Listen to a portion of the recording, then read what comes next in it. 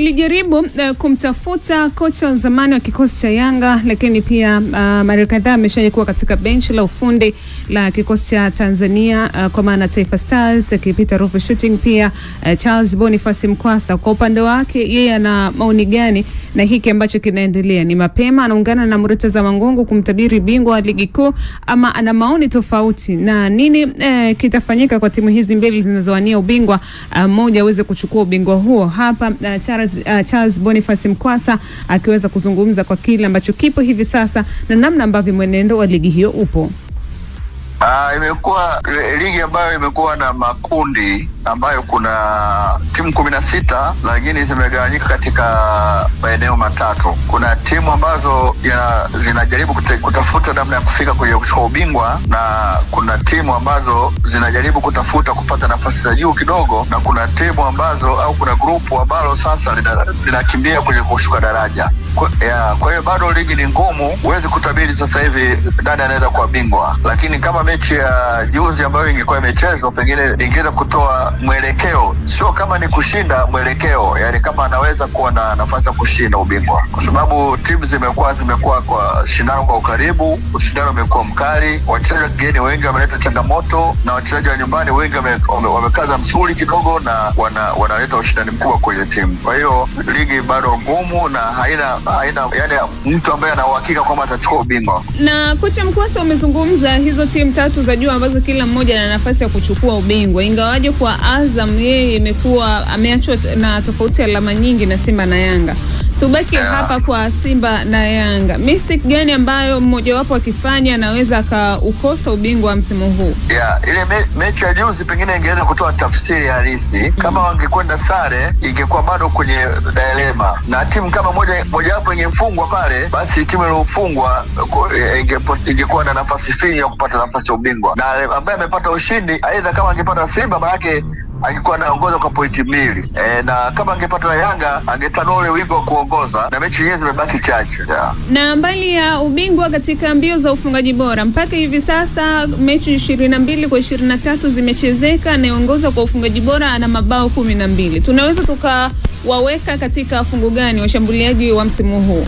Kwanza imekuwa nadra kupata mtu ambaye amepata magoli mengi kuacha difference kubwa. Wamekuwa wakishindana, wachezaji wa kigeni wana magoli mengi, wachezaji wa ndani nao wamejitahidi kuwasogelea, lakini hakuna yule ambaye amefunga magoli mengi kuanzia mwanzo akawa anaongoza, kwa sababu timu nyingine zinafunga magoli mengi mwishoni. Kama jana tumeshuhudia magoli 6 amefungwa na watu wameongeza magoli 2 matatu. Kwa hiyo timu nyingine inapokuwa dhaifu moja, basi idadi ya wafungaji inaongezeka.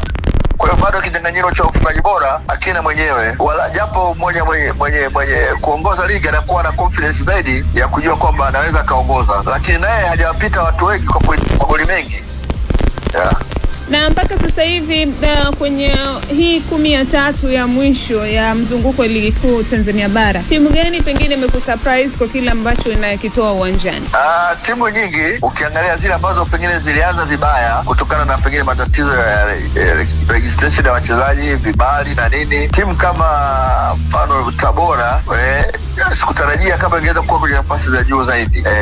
Timu kama Singida kidogo mwaka huu wameongeza nguvu, sababu nao wamesajili vizuri, wamekuwa na wachezaji wazuri na wako kwenye nafasi nzuri. Kwa hiyo nao wakikaza buti wanaweza kuwa katika top 4, na inapotokea nafasi ya timu kushiriki mashindano ya Afrika wanaweza wakaingia, lakini nao wakichelewa kidogo, wakisinzia, basi kuna timu nyingine zinatoka kwenye grupu lingine likaingia kwenye hiyo nafasi. Sawa, na kocha Mkwasa, mimi nikushukuru sana na nikutakie jioni njema. Asante, na wewe nikutakie kazi njema. Asante sana. Shukrani.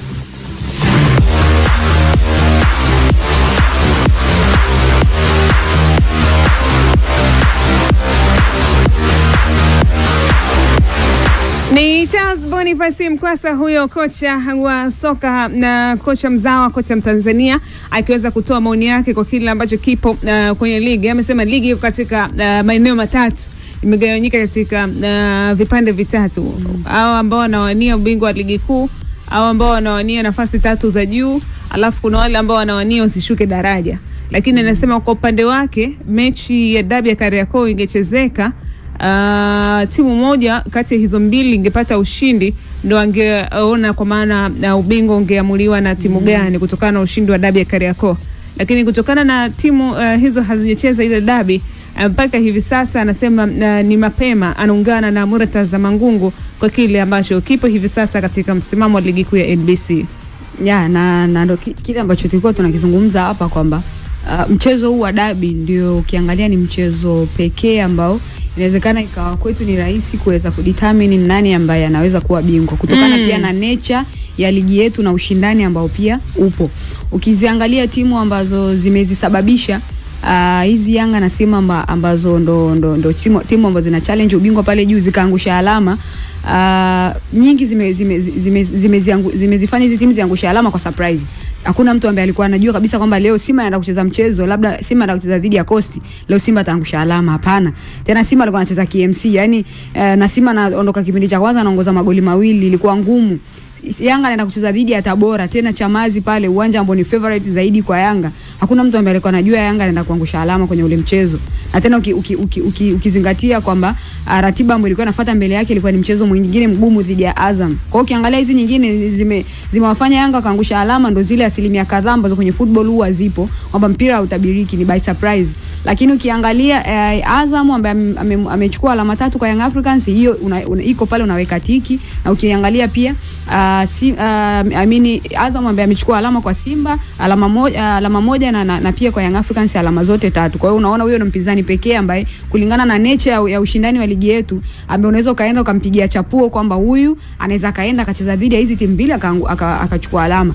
Hata Singida yupo pale ana quality players ambao wana uwezo wa kuchallenge, lakini ukiwaangalia hao wachezaji ambao wapo katika timu yao wana ile combination nzuri ambayo tayari imeshatengenezwa as a team, kwa sababu kwenye mchezo wa mpira wa miguu hayachezi majina. Ukiangalia Singida wana majina, lakini ukiangalia timu yao bado haijawa ile compact kabisa kusema kabisa kwamba hii ni timu ambayo ina uwezo wa kwenda uwanjani ikamchallenge Simba, ikamchallenge Yanga.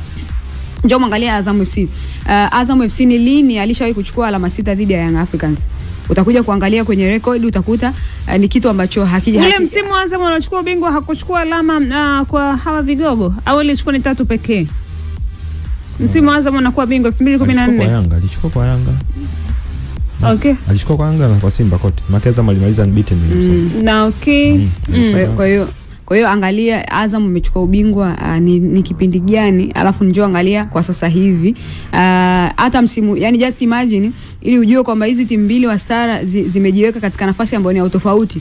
Msimu jana Simba amemaliza katika nafasi ya 3, lakini Azam hajachukua alama 6 kwa Simba, ambayo ilionekana ni Simba fulani ambayo haikuwa ipo stable. Asa just imagine kwa msimu kama huu, njoo angalia Young Africans, unafikiri amefungwa mchezo wa kwanza, mchezo wa pili lazima kuna namna ambavyo watajipanga. Ukiangalia pia ni michezo ambayo imebakia ni do or die, kwamba ukiangusha alama kwenye michezo hii ina maana tayari unajitoa kwenye nafasi ya kugombea ubingwa. Kwa hiyo unakuja kugundua kwamba mchezo pekee ambao umebakia wa kuweza kungamua ni nani ambaye anaweza kuondoka na taji la NBC Premier League kwa msimu 2024-25 ni ambaye ataweza kuchukua alama 3 katika mchezo huo wa dabi. Kwa sababu hata mchezo ukiisha kwa sare, bado Young Africans anakuwa na ile advantage tena. Ina maana itabidi sasa Simba acheze michezo miwili. Acheze mchezo wake na asubiri tena kuomba kwamba Young Africans yaangushe alama katika mchezo mwingine. Kwa hiyo unakuwa unawaelewa wadau mbalimbali wa soka ambao wanazungumzia juu ya title challenging. Binafsi kwangu msimu jinsi ambavyo ulikuwa umeanza, nilijua kabisa kutakuwa kuna surprise packages kwa sababu ni ngumu sana, na ndio maana duniani ukiziangalia unbeaten ambazo eti timu imemaliza msimu imechukua ubingwa haijapoteza alama yoyote, aidha kwa sare au kwa kufungwa, ni huwezi kuikuta wala haijawahi kutokea hicho kitu duniani. Ili ndio ujue kwamba football ipo pale, na huwa inamaanisha kwamba kuna nyakati ambazo surprise packages zitakuja, mtu ataangusha alama. Ndio maana zile surprises za Coastal Union, za Fountain Gate, za Tabora United, za JKT zipo pale, na ndizo ambazo zimepelekea pia ushindani sasa hivi upo katika namna hii pale katika title challenging. Ingawa kwangu naweza nikawasifu sana Simba kwa namna ambavyo wameanza, kwa jinsi ambavyo wanaimarika kila siku na nafasi ambayo wako pale, jinsi ambavyo wamemchallenge Young Africans. Hata ikitokea kwamba Yanga akachukua ubingwa msimu huu, yeye mwenyewe atajua kabisa kwamba kuna kijasho fulani ambacho lazima kimenitoka katika mbio hizi za ubingwa, kwa sababu misimu miwili iliyopita alikuwa anachukua ubingwa huko anakula biriani, kwamba anajua kabisa, yani ukiangalia ile zile mbio za ubingwa, unajiuliza nani hapa ambaye anaweza kumfunga paka kengele. Ilikuwa ni ngumu sana kuweza kuona ni nani ambaye, kwa sababu hata mshindani wake halisi ambaye ni Simba alimaliza katika nafasi ya 3. Mwangalia hata Azam ambaye amemaliza katika nafasi ya 2, alimaliza nafasi ya 2 lakini hakumaliza katika nafasi ambayo alikuwa na challenge Young Africans. Sawa, kwangu kiukweli msimu huu ukiangalia ushindani ambao upo unaonyesha kabisa kwamba ligi yetu nayo inaendelea kukua sana, sababu kama tunaweza tukakipata kitu kama hichi na msimu unaofuata tukapata tena kama hiki, it means kwamba kuna level fulani ambayo tumefika, kwamba inapotokea zinafika zile nyakati za mwisho za kudetermine nani ambaye anakuwa ni bingwa, inakuwa ni ngumu kwa mtu yoyote kuweza kutabiri, labda awe Shehe Yahya, lakini kwa sisi ambao tunautazama mpira uwanjani inakuwa ni ngumu sana, na naamini ubingwa utakuwa ni msimu utakuwa ni ule msimu ambao inawezekana paka mchezo ule wa mwisho unachezwa, kila mtu anachungulia nani mwenzake, anaangalia huko live score, mwenzake amefunga goli ngapi, mwenzake anaongoza kwa matokeo ya labda ya magoli mangapi, au matokeo yake yanaenda vipi, kwa sababu kama ikitokea sasa mchezo huo wa dabi ukapangiwa tarehe ya mwisho, labda ndio kwa mchezo wa mwisho, just watu watauana. Kwa upande wangu mimi naamini kwa maana kuna watu watadondosha alama hata kabla mechi za mwisho hazijafika. Na sio tukatazame wakidondosha wote wakidondosha wote ndio baada hapo inakuwa ngoma ngumu. Yani Simba dondoshi, Yanga dondoshi. Inawezekana kwani Simba sadondosha kwa Fountain, Yanga kadondosha kwa JKT. Na kwa mechi ambazo zilizosalia Simba na mechi nyumbani, Simba na mechi 3 za away. Katika hizo mechi 3 za away 2 ni Dar es Salaam, ambayo ni mkoani, ni mechi moja ambayo dhidi ya King Gold. Na mechi za Simba yuko na Mashujaa nyumbani, yuko na JKT Tanzania away, yuko na Pamba Jiji nyumbani, yuko na KMC away, yuko na Singida Black Star nyumbani, yuko na King Gold away, alafu yuko na Kagera Sugar nyumbani, kwa maana Simba anamaliza na Kagera Sugar. Kwa upande wa Young Africans naye ana mechi 3 za ugenini, na yuko na kikosi cha Tabora United mechi inofuata, ambako Tabora atakuwepo nyumbani, Yanga pia atakuwepo nyumbani kuikaribisha Coastal Union. Baada ya hapo sasa Yanga atakuwa na kucheza dhidi ya Azam. Itakuwa away sio? Yanga ni mgeni, atakuwa away. Alafu Singida Black Stars kwenye uwanja ule uliokuwa na zimiwa taa. Ule ambao alafu Singida atakuwa nyumbani kuikabili Yanga. Yanga atarudi nyumbani kuikabili Namungo. Baada ya hapo atasafiri kuifuata Tanzania Prisons, kisha atarudi nyumbani kuikabili Dodoma Jiji. Tupime mizani sasa katika mechi zilizosalia kwa upande wa Simba na kwa upande wa Yanga, kwa namna ambavyo nimesoma ratiba. Nani ratiba yake iko ni ngumu, ambayo inaweza ikamtatanisha na kuweza hata kama jidondosha alama 3 lakini 2 anaweza kadondosha. Ratiba ngumu iko kwenye fixture moja tu. Okay. Yanga kwa Azam, Simba kwa Singida. Hizo ndo fixture ambazo si zipi hata 100%, naweza nikazipa 80%. I mean 30% ya Simba na Yanga kusimamishwa na hizo timu. Yani Azam kumsimamisha Yanga, Singida kumsimamisha Simba. Ni jambo ambalo ni la nadra kutokea. Sisemi kama halitoweza kutokea, lakini ni nadra sana kuja kutokea. Hizo timu kwa bahati nzuri Simba na Yanga wapo kwenye momentum moja ya juu mno ukilinganisha na hizi timu nyingine. Simba ukimlinganisha na Singida sasa hivi small of team ya matukio. Ni timu ambayo inategemea zaidi Jonathan Soa, inategemea zaidi Thabada, inategemea zaidi Marof Shakei, inategemea zaidi Elvis Rupia. Watakuwa wana siku gani mchezoni? Wakiwa wana siku mbaya timu haipati matokeo, kwa sababu system wise Singida wamekuwa na madhaifu mengi mno. Ni moja kati ya timu ambayo hauwezi ukaigarantii kucheza kisystem pale ambapo wachezaji wake muhimu wanakamatwa. Kwa hiyo ni game ambayo bado utairudisha advantage kwa Simba. Kingine ni namna ambavyo Singida amekuwa akicheza big game. Singida msimu huu hamna game moja kubwa ambayo ameshinda. Singida akafungwa na Simba round ya kwanza, Singida akafungwa na Azam, Singida akafungwa na Young Africans. Kwa hiyo guarantee ya Singida kumstop Simba hasa kwenye hizo big games ni ndogo sana. Labda this time waje uwanjani, then tuone turnout ya wachezaji pamoja na system ya team labda ikubali for a certain game, lakini generally ni game ambayo bado advantage utaiweka kwa Simba.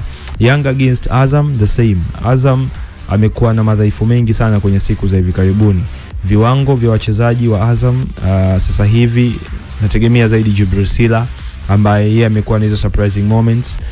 Turnaround ya Faisal ambaye Faisal hahitajiki matukio zaidi ya 10 uwanjani. Faisal anahitaji tukio moja ama mawili tu kuamua hatima ya mchezo. Angalia game ya Simba, alikuwa very silent, alihitaji pasi moja tu akamkuta Zidane Sereli, Zidane ka control, kafunga goli. Kwa hiyo kama Young Africans ataenda kwenye game against Azam, wachezaji wa Azam as a system wise najua watazidiwa na Yanga, because imekuwa hivyo misimu yote. Hamna hata game moja ambayo Azam ameenda against Young Africans alafu Azam akamzidi Yanga. Game zote, hata game ambazo Azam wameshinda kwenye siku za hivi karibuni, ni game ambazo bado unaona kabisa Yanga alicheza vizuri kumzidi Azam. Kwa hiyo system wise it means Yanga ana uwezo wa kumdominate Azam. Kwa hiyo Azam atakuwa na matukio mangapi ambayo Young Africans atashindwa kuya hold uwanjani, hiyo ndio itakuwa labda tofauti ya mchezo. Lakini so far bado advantage pia ya huo mchezo unaiweka kwenye mikono ya Yanga. So hawa wengine kuwapa garantia ya kumzuia Simba na Yanga wakiwa kwenye full charge ya kugombania ubingwa ni kitu ambacho sio kama kiwezi kutokea, kinaweza kutokea, lakini kwa asilimia ndogo sana.